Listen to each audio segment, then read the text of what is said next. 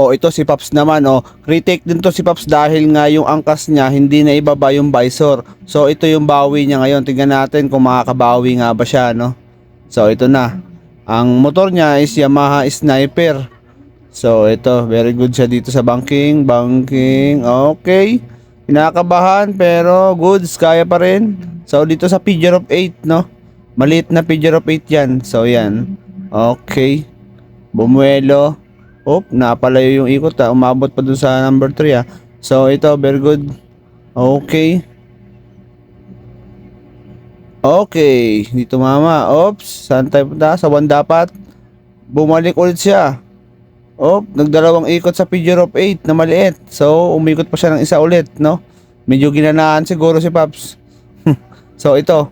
Okay, very good na. Dito naman tayo sa 1, 2, 3, 4. Tignan natin kung maglalapag siya ng paa dito or sasabit. Okay, very good si Paps. Yan, number 2, very good din. Yan dapat ang magkakagandahan, no? Medyo natututo tayo. So ayan, no, nag naman yung skills ni Paps. Nag-improve. So tingin ko pasado na to. Pero tingnan natin siya dito sa last 2 minutes.